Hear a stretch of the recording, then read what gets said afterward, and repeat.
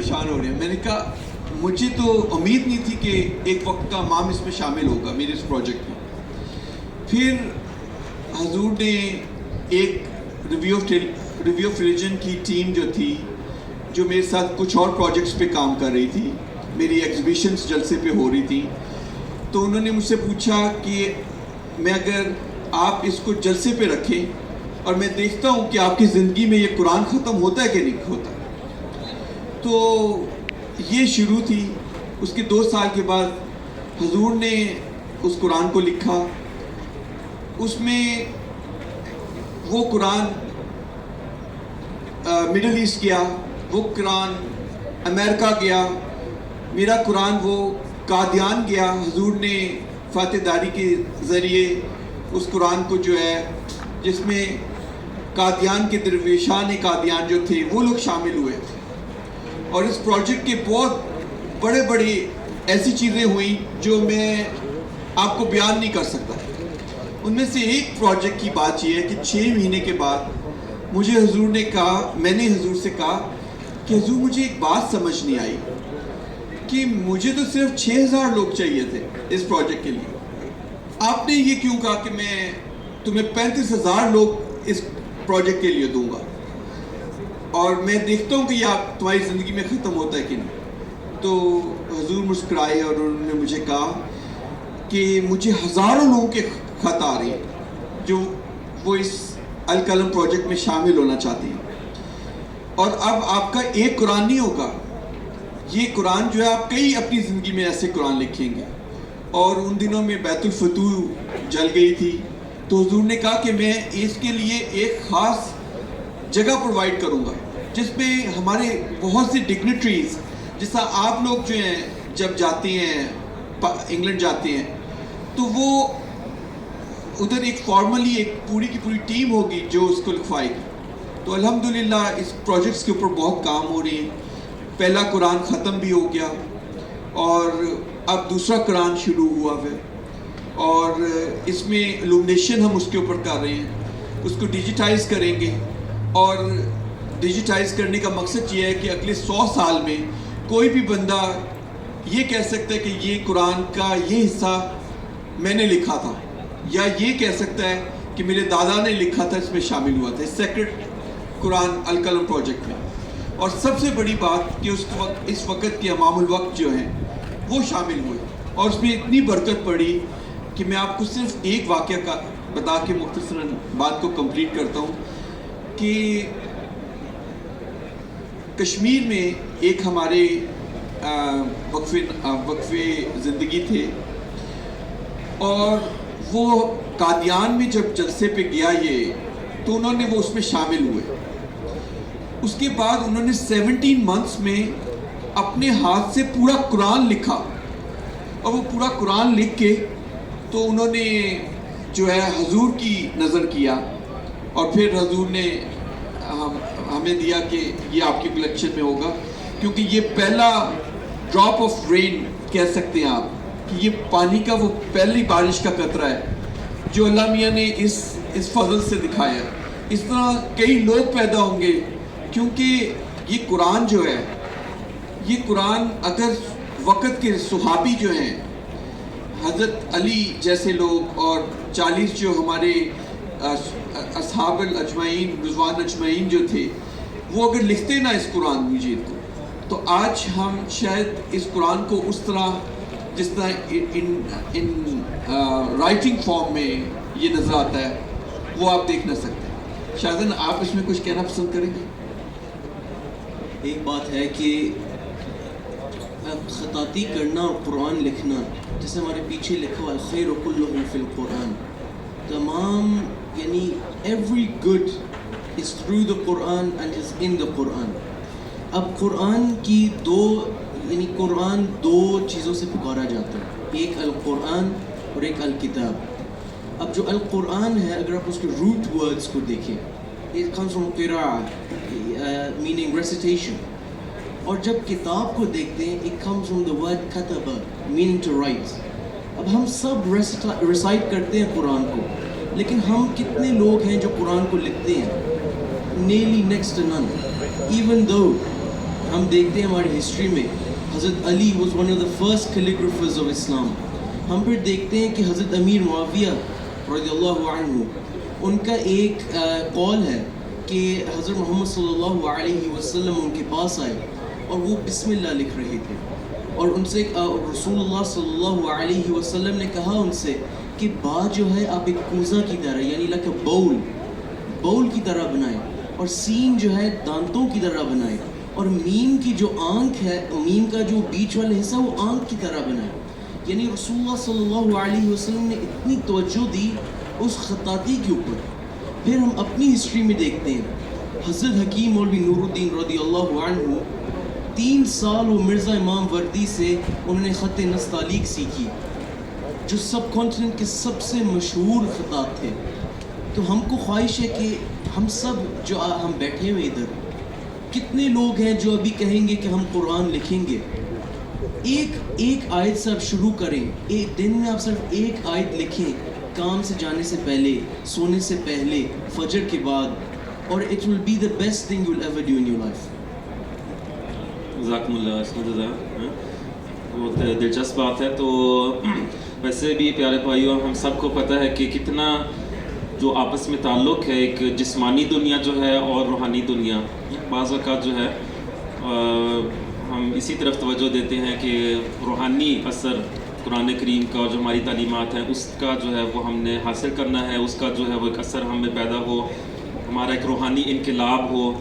لیکن اس کا بہت گہرا تعلق جسمانی دنیا سے بھی ہے. تو اسی لیے حضرت مسیح علیہ الصلوۃ والسلام نے یہ بھی فرمایا ہوا ہے کہ قرآن کریم کی تلاوت کرنے سے پہلے جو شخص جو ہے اپنی صفائی کا خیال نہیں رکھتا, روحانیت اس کے قریب بھی نہیں پھٹکے گی. اب یعنی جو روحانی اثر ہے اس کا پیدا ہی نہیں ہو سکتا. اللہ تعالیٰ نے قرآن کریم میں فرما دیا ہے کہ لا یمسہ الا المطہرون, کہ ممکن ہی نہیں کہ اس کو کوئی چھوئے, اس کے معنوں کو حاصل کر سکے, اس سے کوئی فائدہ اٹھا سکے. بلکہ حدیث میں یہ بھی آیا کہ رسول کریم صلی اللہ علیہ وسلم نے فرمایا کہ بعض ایسے قارئین ہوں گے جن پہ خود قرآن کریم لعنت جو ہے وہ ڈالتا ہے, یعنی وہ پڑھ تو رہے ہیں لیکن اس کا اثر نہیں ہو رہا. تو اس لیے یہ میں سمجھتا ہوں ایک اس پروجیکٹ کے ذریعے سے بھی بہت بڑی پیش گوئی بھی اللہ تعالیٰ نے جو قرآن کریم میں ایک حفاظت کی پیش گوئی فرمائی ہے کہ انا نحن نزلنا ذکر و انا لہ لحافظون. اور ایک اس کی پیش گوئی جو ہے اس کا ایک ذریعہ, اس کا ایک پورا ہونا میں سمجھتا ہوں اس پروجیکٹ کے ذریعے بھی ہوا ہے کہ ہم نے دنیا کو دکھایا ہے کہ حضرت مسلم موعود رضی اللہ عنہ نے فرمایا تھا کہ کتاب قرآن کریم صرف واحد ایک کتاب ہے کہ فرض کریں پوری دنیا میں سب کاپیاں جلا دی جائیں تو تھوڑے عرصے میں جو پورا قرآن دوبارہ جو ہے اس کو لکھا جا سکے گا, اور کسی کتاب کے ساتھ ایسا نہیں ہے. تو یہ میں سمجھتا ہوں کہ اس کی ایک جھلک جو ہے وہ ہم دیکھ سکے ہیں. تو اگر کسی بھائی کا سوال ہو القلم پروجیکٹ کے متعلق تو آپ ضرور جو ہے وہ پوچھ سکتے ہیں, آپ کے پاس موقع ہے. زوان صاحب اگر جو ہے جو دوست شامل نہیں ہو سکے, پہلے اگر کسی میں تردد بھی تھا ہو سکتا ہے, لیکن اب سب نے سن لیا ہے کہ ہمارے پیارے امام خلیفۃ المسیح اید اللہ تعالیٰ نصر عزیز بھی اس میں شامل ہوئے ہیں, تو اب ضرور سب کی یہ خواہش ہوگی کہ ہم بھی اس میں شامل ہوں. تو اب اس وقت کیا موقع ہے, کیسے جو ہے اس میں شامل ہوا جا سکتا ہے؟ دیکھیے جزاک اللہ, آپ نے یہ بہت خوبصورت بات کی. یہ تو اب جس طرح حضرت مسیح خلیفۃ المسیح نے کہا ہے کہ یہ کنٹینیوس پروسیس چل پڑا ہے. پتہ نہیں میری زندگی اور میری زندگی کے بعد بھی کئی قرآن لکھے جائیں, تو ابھی دوسرا قرآن لکھا جا رہا ہے. ہم اگلے جلسے کے اوپر اگر کوئی انتظام کیا جاتا ہے تو ہم حاضر ہیں اس کے لیے بھی. اور ریویو آف ریلیجن نے میرا بہت ساتھ دیا. انہوں نے 2 دفعہ جرمنی میں قرآن کو لے کے آئے ہیں, القلم پروجیکٹ کو لے کے آئے, اور بھرپور طریقے سے لوگوں نے شامل کیا. فرسٹ ٹائم 1500 لوگوں نے شامل ہوئے تھے, اور پھر 1500 قادیان میں لوگ شامل ہوئے تھے. اسی طرح یہ کبابیر گیا قرآن, جرمنی کینیڈا گیا یہ قرآن. سو انشاءاللہ تعالیٰ اگر آپ شامل ہونا چاہیں تو ہم ہر وقت حاضر ہیں, اور آپ انگلینڈ آنا چاہیں تو ہم ادھر بھی آپ کے لیے انتظام پیدا کر سکتے ہیں. جزاکم اللہ خیرا. ضرور صاحب, ابھی تک اگر کسی نے جو محترم رضوان بیگ صاحب کی جو نمائش ہے خدام کافے کے بالکل ساتھ ہے, وہاں پر اگر ابھی وزٹ نہیں آپ کر سکے تو ضرور جو ہے وہ آپ وہاں پر جائیں, نمائش کو دیکھیں اور اس سے جو ہے وہ آپ استفادہ کریں. اور ہاں اگر کسی بھائی کا سوال ہے تو آپ ہاتھ کھڑا کر سکتے ہیں. ابھی ہم انشاءاللہ آگے بھی. ہاں جی وہ ایک بھائی کا سوال ہے.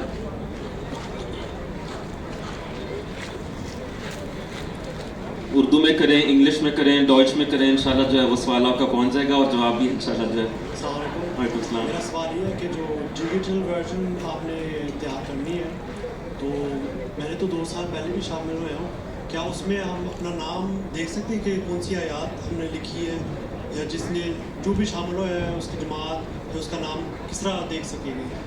جی بہت اچھی بات کی. میں نے آپ کو فرمایا تھا کہ اس کے 3 پروسیس ہیں. اس وقت جنہوں نے جو شامل ہوئے لکھنے کا جو کام تھا وہ کمپلیٹ ہو گیا. اب ہم حافظون کی ایک پوری کلاس ہے جو اس کو 3 دفعہ پڑھ رہی ہے. وہ اس کے اندر جو غلطیاں ہیں, کیونکہ ان کو حافظوں نے اس قرآن کو نہیں لکھا, تو اس کی ایک ٹیم بنائی گئی اور وہ ٹیم جو ہے اس کی کریکشنز کر رہی ہے. اس کے بعد ہم اس میں تہذیب کا کام کریں گے, لومنیشن کروائیں گے. مگر جو آپ دیکھنا چاہتے ہیں کہ آپ کب شامل ہوئے, تو آپ کو یاد ہوگا کہ ہم ایک ڈائری کے اوپر آپ کا نام, آپ کا ایمز نمبر, آپ کس جماعت سے ہیں اور آپ کس وجہ سے یہ نام قرآن میں شامل ہو رہے ہیں. لوگوں نے اپنی ذات کے بارے میں لکھا, کسی نے اپنی قرآن سے محبت کے بارے میں لکھا. وہ تمام ہم نے اس کو پریزرو کیا ہے. وہ ہم ڈیجیٹائز کریں گے اور اس کی پوری قرآن کی جو ہے نا وہ نمبر وائز پتہ چلے گا کہ یہ آیت اس بندے نے لکھی, یہ آیت اس بندے نے لکھی. وہ تمام ہم نے اس کو پریزرو کیا ہوا ہے, مگر اس کو ڈیجیٹائز فارم میں بنائیں گے تاکہ کوئی بھی بندہ کہیں بھی بیٹھا ہوا دنیا میں وہ اپنی آیت نکالتا ہے اور وہ دیکھ سکتا ہے کہ میں نے کس طرح اس زمانے میں لکھا تھا, یا اس کی آنے والی نسلیں اس کو دیکھ سکیں گے انشاءاللہ. میرا ایک اور بھی سوال ہے کہ آنے والے پروجیکٹس میں اب آپ سے ذاتی سوال ہے, آپ ایک قرآن اس طرح تیار کرنا چاہتے ہیں جس کا کیلیگرافی میں تیار ہوتا ہے ایک آیات سے دوسرے آیات سے, کیا آپ کا اس طرح کا پروجیکٹ ہے یا آپ نے کیا ہوا ہے اس طرح کا کام؟ جی میں نے قرآن اپنے ہاتھ سے لکھا ہے. اب میرا بیٹا جو ہے وہ انہوں نے 13 سال کی عمر میں خط ثلث میں قرآن لکھنا شروع کیا, which is called the kings of calligraphy. میں نے جو قرآن لکھا تھا پہلا قرآن وہ خطاطی میں نہیں تھا. پھر میں نے کوئی 7 بڑے خطاط تھے دنیا کے, ان سے میں نے خطاطی سیکھی. حسن چلبی ٹرکی سے, تال ہیتی فرام عباس بغدادی ڈسینڈنٹ جو تھے ان سے سیکھا. اس طرح نصاب منصور جو وہ جارڈینین کنگ عبداللہ کے مانومنٹس پہ کام کرتے تھے, ان سے میں 1 سال خط ثلث سیکھتا رہا. اور خط ثلث میں بہت ریئر قرآن لکھے گئے کیونکہ it is called the kings of calligraphy. بہت مشکل ہے وہ رائے. تو اس وقت شاہزن جو ہیں وہ اس میں قرآن لکھ رہے ہیں اور وہ میرے خیال سے دوسرے سپارے پہ, آپ دوسرے سپارے پہ ہیں نہیں, تو انشاءاللہ تعالیٰ اس میں بھی لکھا جا رہا ہے. میں تو آپ کو سچی بات کہوں, یہ القلم پروجیکٹ کا مقصد ہی یہی تھا کہ اس کو نان کیلیگرافر لکھے, اس کو خطاط نہ لکھے. خطاطوں نے تو بہت قرآن لکھے دنیا میں. آپ میری نمائش میں جائیں, ہر قرآن جو ہے وہ ہاتھ کا لکھا ہوا ہے, کوئی 500 سال پرانا, کوئی 1000 سال پرانا.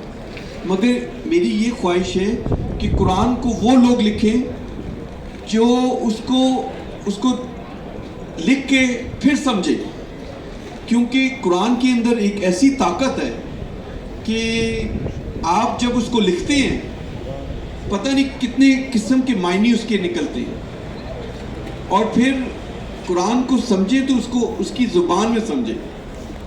اور یہ میرا ایک پروجیکٹ ہے. اس کے علاوہ اور بھی پروجیکٹس حضور کے ساتھ میرے چل رہی ہیں, اس کے اوپر ہم بات کرتے ہیں انشاءاللہ. جزاکم اللہ حسن جزا.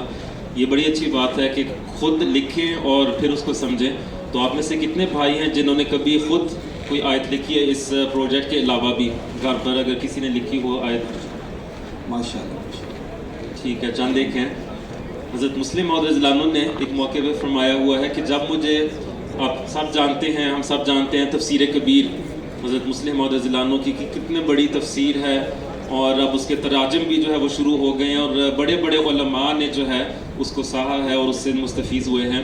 حضرت مسلم موعود رضی اللہ عنہ نے فرمایا ہے ایک موقع پہ کہ میں جب کسی آیت کی نئی نہ سمجھ آ رہی ہوتی تو میں اس کو اپنے ہاتھ سے لکھ کے پھر میں کہیں آویزاں کر دیتا ہوں دیوار کے اوپر، پھر بار بار اس کے اوپر نظر پڑتی ہے اور پھر جو ہے میں اس کے مطلب کہ اس کو سمجھنے کی کوشش کرتا ہوں، پھر اللہ تعالیٰ مجھے سمجھاتا ہے اور پھر اب تفسیر.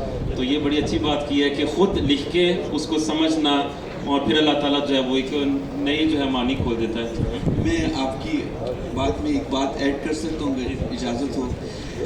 حضرت مسیح موعود علیہ الصلوۃ والسلام اپنی ایک رویا کا ذکر کرتے ہیں، کہتے ہیں کہ میں نے رویا میں دیکھا کہ فرشتے جو ہیں وہ مسجد کی جو دیوار ہے اس کے اوپر سبز سیاہی سے لا رات لفضل ہی لکھ رہے ہیں اور وہ خط ریحانی میں لکھ رہے ہیں. اور آج ہم آپ دیکھیں کہ اتنا وقت ہمارے وقت کا نبی جو ڈفرینٹ قسم کے خط جانتا تھا، آج ہم کسی احمدی کو کہیں کہ خط ریحانی کیا ہے، جو ایک عربی کی ایک خط کا طریقہ خط ہے، اور ہمیں آج تک میرے خیال سے 99% ہم احمدیوں کو پتہ نہیں ہے کہ خط ریحانی کیا ہے. مگر اس وقت کے ہمارے جو فاؤنڈر ہیں ان کا اتنا علم تھا خط کے بارے میں کہ وہ خط کے بارے میں جو ہے ڈسکشنز کر رہے ہیں، اپنی رویا کا ذکر کر رہے ہیں. اور ہماری ہر مسجد میں ہر جگہ یہ لا رات لفضل یہ آپ نے دیکھا ہوگا فرنٹ وال کے اوپر لگا ہوتا ہے. ایون قادیان میں جائیں تو وہاں پہ، مگر کبھی کسی نے غور نہیں کیا کہ وہ خط کس خط میں لکھا گیا. تو یہ ایک ہمارے لیے اپرچونٹی ہے کہ جو ہمارے وقت میں لوگ آئیں گے، آنے والے لوگ، کیونکہ میں جب مسجد میں مبارک مسجد میں نے کام کیا تو حضور نے کہا کہ کسی نے ان کو کہا حضور کو کہ مجھے یہ خطاطی سمجھ نہیں آتی، خط ثلث سمجھ نہیں آتا. تو حضور نے کہا مجھ کو تو سمجھ آتا ہے. پھر یہ حضور مجھ کو خود بیان کر رہے، اور ایک انہوں نے کہا کہ ہماری جماعت کو 10 سال لگیں گے ان خط عربک کو سمجھنے میں، خطاطی کو سمجھنے میں، and this is the right time. اور میں نے یہ ہمیں 2-3 سال ہو گئے اب مسجد مبارک کو بنے ہوئے، اور میں نے دیکھا ہے کہ لوگوں میں اتنا شوق پیدا ہوا ہے اس سیکرڈ آرٹ کو سمجھنے میں کہ انبلیویبل. جو انشاءاللہ آگے بھی چلتا رہے گا. جزاک اللہ. تو بڑا اچھا ہے آپ نے جو ہے وہ مسجد مبارک کا بھی ذکر کر دیا ہے، اور میں سمجھتا ہوں کہ اکثر ہم میں سے ہمیں سعادت جو ہے وہ مل چکی ہے یا آئندہ انشاءاللہ ملے گی کہ ہم وہاں پر جائیں مسجد مبارک میں، اور جو مسجد کی خوبصورتی ہے اس کو بھی ہم دیکھیں، اور اس کے بارے بھی ہم رضوان صاحب سے جو ہے وہ جاننا چاہیں گے کہ کس طرح جو ہے اس کا آغاز ہوا اور کتنا عرصہ جو ہے خاص طور پہ اس میں جو ہے وہ لگا. اس سے پہلے شہادت سے میں پوچھنا چاہوں گا کہ سنا ہے کہ قصر خلافت میں آپ کی خطاطی بھی کہیں پہ حضور انور نے رکھی ہوئی ہے، اس کے بارے اب یہ کتنی خوش قسمتی کی بات ہے. ہم میں سے ہر ایک سوچے گا کہ ہم جب حضور انور کو کوئی تحفہ ہم کوئی پیش کریں، اور ہم سب کی خواہش ہوگی حضور اس کو کسی ایسی خاص جگہ پہ رکھیں، اور بڑی خوشی ہوگی اگر جو ہے وہ ایسی سعادت ملے. یہ بہت بڑی خوش قسمتی ہے، اور الحمدللہ ہمارے 3 پیسز حضور کے گھر میں قصر خلافت میں لگے ہوئے ہیں، اور ایک کا میں نے ابھی ذکر کیا ہے، ایک اور کا میں ذکر کروں گا کہ جب مسجد مبارک کا کام ختم ہوا تو ہم حضور سے ملنے گئے، تو میں نے ایک بہت بڑا ایک پیس کیا خط دیوانی میں. اب خط دیوانی ایک ترکی کا ایک خط ہے، تو میں نے اس کے اندر اشہد ان لا الہ الا اللہ لکھا ایک گول کمپوزیشن کے اندر. تو میں نے پھر حضور کیا، اور اس کے بیچ میں خط کوفی ایک اور خط ہے، تو میں نے حضور کے آگے پیش کیا، اور حضور نے کہا تھا کہ میرے ایکسپلین کرنے سے پہلے ہی حضور نے کہا تھا یہ خط دیوانی بھی آپ کو آتی ہے. تو اب ہم عام طور پہ لوگوں سے پوچھے جو خطاط نہیں ہیں ان کو پتہ نہیں ہوگا کہ خط دیوانی کیا ہے. تو پھر میں نے کہا حضور سے کہ حضور آپ کو خط دیوانی کا بھی پتہ ہے؟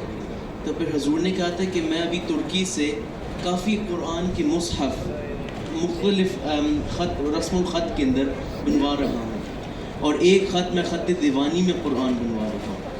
اور پھر انہوں نے کہا کہ خط کوفی بھی بیچ میں ہے.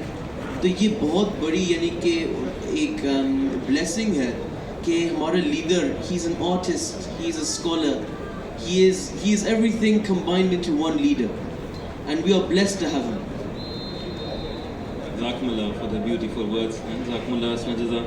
تو رضوان صاحب آپ اگر مسجد مبارک کے بارے جو وہ ہمیں تھوڑا سا بتائیے گا.